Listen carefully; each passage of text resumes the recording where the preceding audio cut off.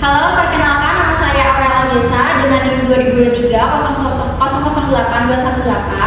Di sini saya akan menerangkan tentang website Neuro 2. Jadi di sini itu adalah website untuk absensi para karyawan, yang mengelola juga bisa HR.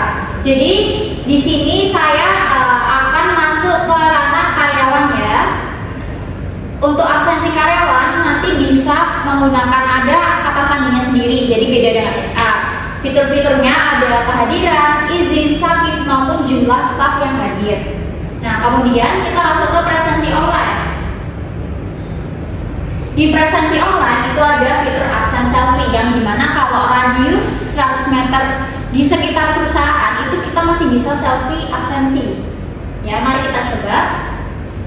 Nah, di sini itu tidak bisa absensi karena kita sedang berada di luar jangkauan perusahaan. Kemudian ada yang izin dan sakit.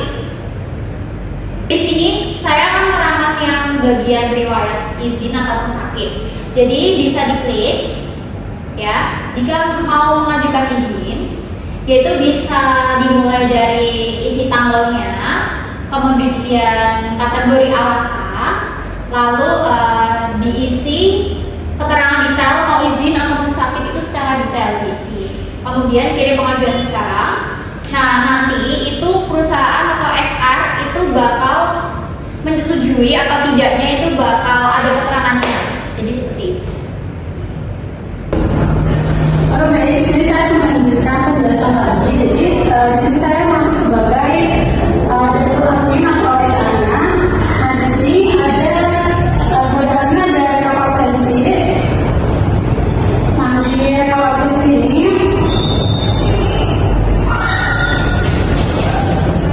di rekap absensinya ada rekap harian dan kebetulan di sini ada rekap harian.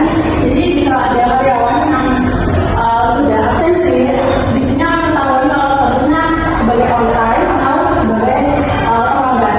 Jadi kalau misalkan dia terlambat, maka dia ada keterangan tentang waktu, jadi bisa diganti dengan on-board. Dan juga ada verifikasi foto. Jadi di sini akan kelihatan verifikasi fotonya kalau absensi sudah digunakan. Dan ada juga rekap bulanan. Kita kelihatan di sini bulan Desember dan juga tahunnya 2025. Di sini juga sudah terlihat siapa yang terlambat dan mempunyai rumah waktu. Kemudian untuk fitur lokasi kantor, jadi admin atau HR bisa mengubah lokasi kantor sesuai dengan tempatan perusahaannya. Nah, sebelumnya kan tidak bisa absensi selfie karena lokasi kantornya di luar jangkauan. Jadi admin bisa mengubah lokasi kantornya. Jadi setelah lokasi kantornya sudah berhasil diperbarui, maka untuk presensi online dan menggunakan absensi selfie ini bisa digunakan. Ya, sudah bisa digunakan ya. Jadi di sini ada keterangannya untuk hari ini.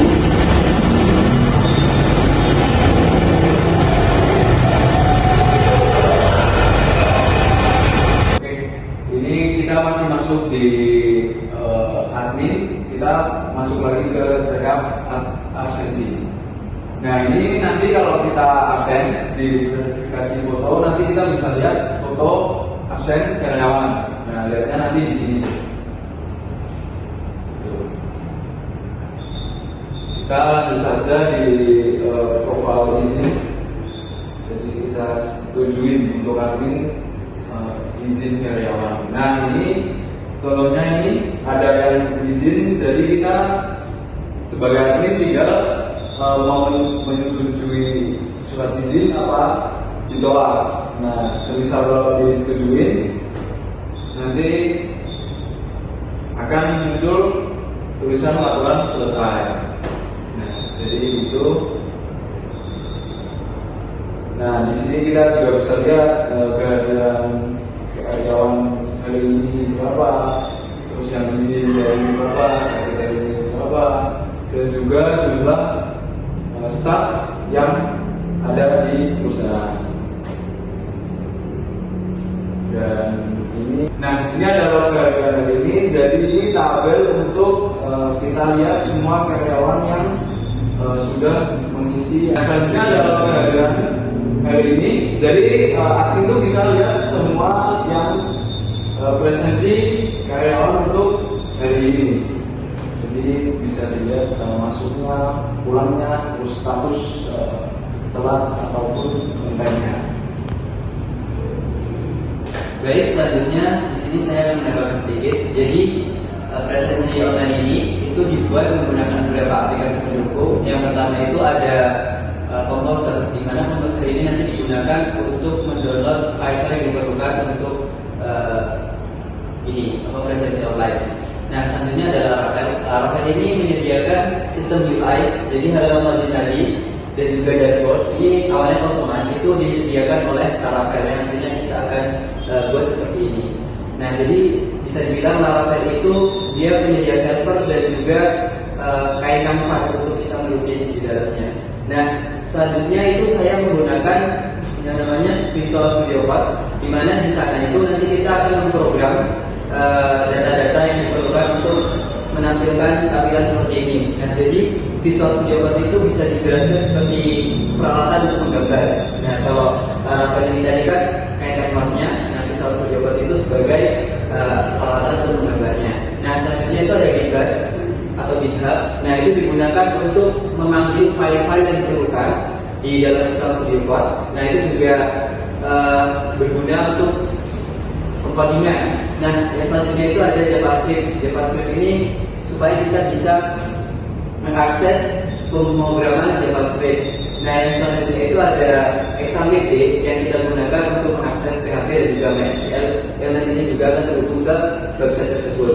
Nah, jadi XAMPP ini juga kita gunakan untuk menyimpan database yang nanti kita gunakan untuk menyimpan data-data yang sudah kita buat di website tersebut. Nah, terus di sini ada beberapa kelemahan dari website kami ini. Yang pertama adalah belum ada fitur autentifikasi wajah. Jadi wajah seperti ini tuh masih cenderung apa ya? Yang penting dia ngirim foto saja. Jadi kita sebagai admin itu melihatnya itu masih manual. Nah, rencananya untuk depannya kita ingin mengembangkan fitur yang namanya autentifikasi wajah. Jadi nanti di halaman register itu nanti kita akan tambahkan fitur itu supaya karyawan-karyawan itu absensi sesuai dengan akun mereka masing-masing dan wajah mereka masing-masing. Nah, yang selanjutnya itu dari rekap absensi. Bentar, aku lupa. Dekat dulu. Nah, selanjutnya itu di profile izin. Itu kan tadi kita bisa mengakses ketika kita membuka website tersebut.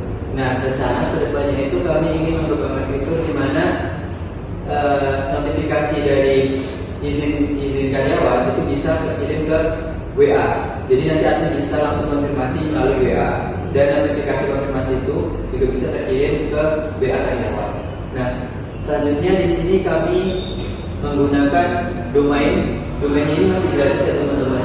Jadi kalau misal laptopnya itu mati atau aplikasi XAMPP dan juga Visual Studio Code-nya itu kita matikan, maka akses juga ikut mati. Soalnya domain ini masih gratis. Kalau misal domainnya ini kita berbayar, maka ini bisa diakses dimanapun dan kapanpun itu bisa diakses. Nah, mungkin itu saja yang dapat kami sampaikan di sini. Kurang lebihnya dari kelompok kami mohon maaf yang sebesar-besarnya. Dari kelompok